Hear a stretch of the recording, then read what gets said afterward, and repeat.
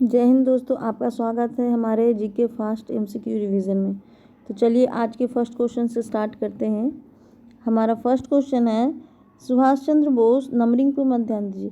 Subhash Chandra Bose announce the formation of interim government of India, यानी सुभाष चंद्र बोस ने interim government बनाने का अनाउंस कब किया? तो 21 अक्टूबर 1942 को, 22 अक्टूबर 1942 या 23 अक्टूबर 1942 या 24 अक्टूबर 42। ये बहुत ही इंपॉर्टेंट क्वेश्चन है, इसीलिए देखिए एक दिन का गैप है। तो ऑप्शन होगा 21 अक्टूबर 1942 को। कहाँ से किया था? सिंगापुर से घोषणा की थी। ठीक है, दूसरा नंबर क्वेश्चन पाते हैं, who among the following not a member of cabinet mission. Cabinet mission के कौन सा मेंबर नहीं था? स्टेफन क्रिप्स या लॉरेंस या एवी अलेक्जेंडर या नन। कौन नहीं था? तो तीनों था, तो इसमें से आंसर डी होगा, नन। देखिए कैबिनेट मिशन कब आया? तो 2 दिसंबर 1946 से स्टार्ट हुआ। ये इंटरिम गवर्नमेंट बनाने के लिए आया था। यहाँ पे 14 मंत्री हुए थे। 14 मंत्री में 9 कांग्रेस से बने थे और 5 मुस्लिम लीग से। ठीक है, और इसके अध्यक्ष थे वही Cripps, Lawrence and Alexander. Third number question पे आते हैं, इसमें से करेक्ट बताइए कि करेक्ट कौन है कॉन्स्टिट्यूशन असेंबली बनने के दौरान करेक्ट कौन सा है? तो it was not based on adult suffrage, यानी ये मताधिकार पर आधारित नहीं है। It was not result of direct election, या नॉट ए मल्टी पार्टी, या इसके अंदर मल्टी पार्टी नहीं है, या it work through the several committees, या ये बहुत सारे कमेटी के द्वारा बना हुआ है। इसमें से कौन सा सही है ये बताना। ऑप्शन 1 2 1 4 2 3 या 1 2 4 3। तो कौन सा ऑप्शन सी होगा आंसर? 3 2, यानी कि इनमें से सही कौन सा है? यानी रिजल्ट ऑफ डायरेक्ट इलेक्शन का नहीं, या डायरेक्ट इलेक्शन नहीं होता है, सॉरी, तो ये तो इनकरेक्ट आंसर हुआ ना। एक मिनट,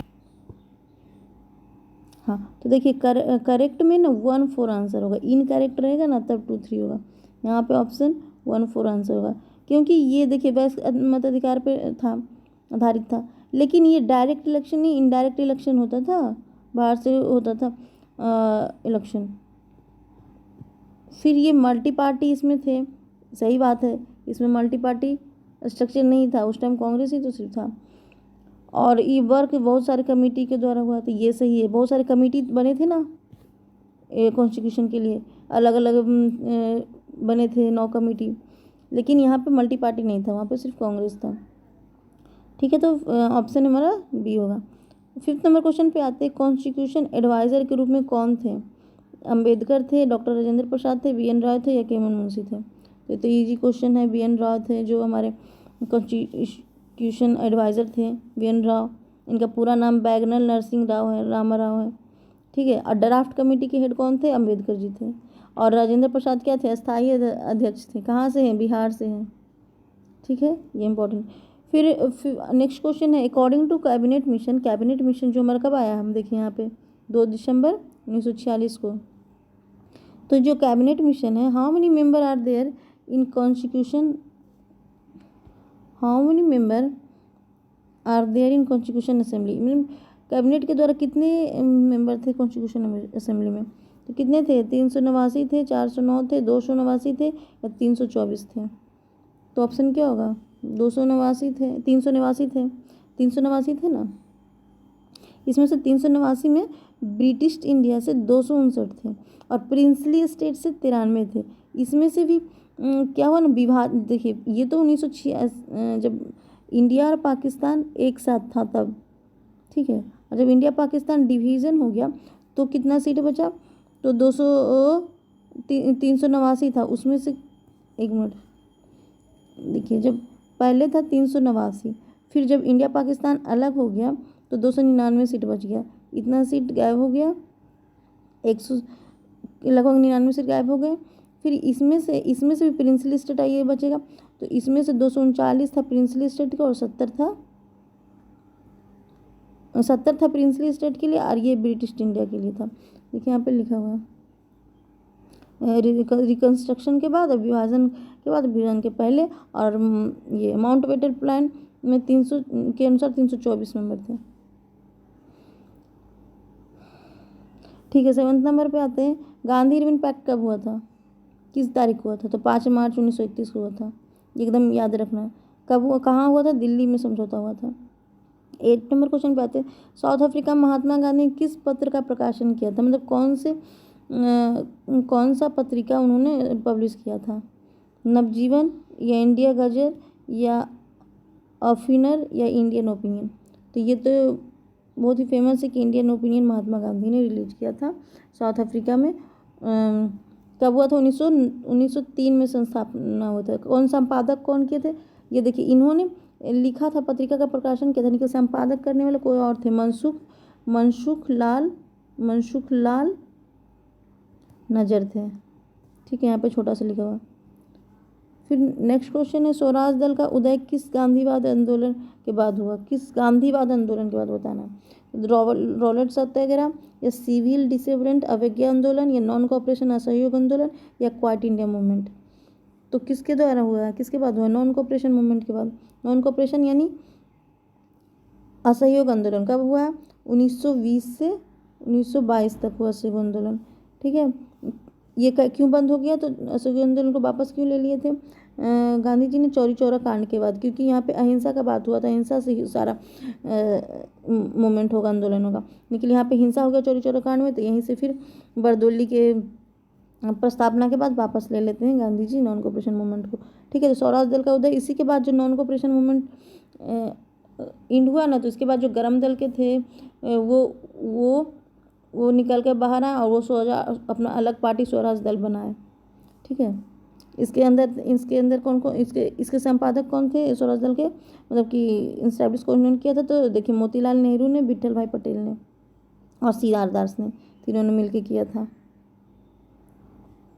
ठीक है, next question 10th number question, यहाँ पे देखिए, दिल्ली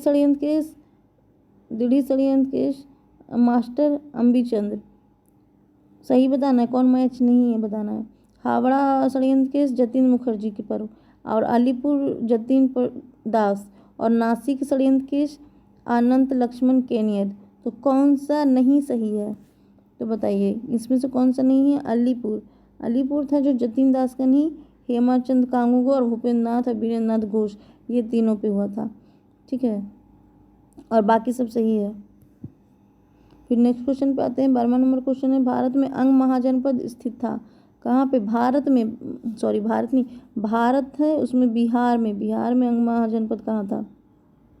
ऑप्शन में देख लीजिए, पटना गया में था, पटना गया, मुजफ्फरपुर, वैशाली, भागलपुर, मुंगेर या डी। तो ऑप्शन सी होगा, भागलपुर और मुंगेर में है अंग महाजनपद। देखिए कहाँ पे मैं बताती हूँ, ये हमारा बिहार है, यहाँ पे बांट रहा है गंगा नदी, यहाँ पे ही मुजफ्फरपुर और मुंगेर है, यहाँ पे अंग जनपद था, यहाँ पे पाटलिपुत्रा था। ठीक है, यहाँ पे वैशाली था, बज्जी बोलते थे, उसकी राजधानी वैशाली थी। तीन महाजनपद बिहार में थे। 13 नंबर क्वेश्चन पे, जहांगीर का विद्रोह किसने किया था, अशरफ खान ने, खुर्रम ने, महावत खान या खुसरो ने, किसने किया था। तो देखिए, जहांगीर का विद्रोह बहुत लोगों ने किया था, तो इसका ऑप्शन डी होगा आंसर, 2, 3, 4, यानी खुर्रम उसका बेटा था, और महावत खान भी ने किया था 1626 में, सबका देखिए डेट भी मैं डाल दी हूँ। और खुसरो बड़ा बेटा था जो 1606 में ही किया था, सबसे पहले वो राजा बना, उसके बाद ही किया। उसके बाद 1626 में महावत खान करता है, 1632 में उसका खुर्रम फिर दूसरा बेटा रहता है वो करता है। और अशरफ खान तो ये तो इसका साला था, यानी नूरजहाँ का भाई था। नूरजहाँ पता है ना, नूरजहाँ ने क्या करवाया था, तो नूरजहाँ ने इत्माद दौला अपने पिता के नाम पे एक मकबरा बनाया था। क्वेश्चन इंपॉर्टेंट, इत्माद दौला का मकबरा बनवाया था इन आगरा में, कहाँ बनवाया था, आगरा में। इसका क्वेश्चन मैंने इसके पहले वाले वीडियो में डाली हूँ, तो आप देख सकते हो। ठीक है, नूरजहाँ की माता भी बहुत इंपॉर्टेंट थी। नूरजहाँ की माता क्या करती थी, असमत खान थी, जिन्होंने इत्र बनाने का निर्माण किया था। भाई असफ खान है, इसके पिता का नाम क्या था, तो इत्माद दौला, इसी उनके नाम पे एक मकबरा बनाई है। तो नूरजहाँ की जहांगीर की बीवी नूरजहाँ, ये इंपॉर्टेंट भी है। तो इन्होंने ये क्यों करेगी विद्रोह, बाकी बेटा सब किया था, महावत खान और खुसरो खुर्रम। 14 नंबर क्वेश्चन पे आते हैं, which war established British military superiority in India. कौन सा war British military superiority in India में स्टार्ट हुआ था, मतलब किया था, मतलब बहुत अच्छा सैन्य शासक था ब्रिटिश का। तो बक्सर के युद्ध में, प्लासी के युद्ध में, थर्ड एंग्लो मैसूर के युद्ध में, या 1857 की क्रांति में।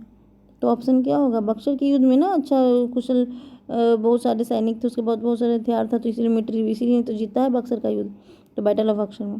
फिर 15 नंबर क्वेश्चन पे आते हैं, एग्जीक्यूटिव पावर है of union shall the vested in president.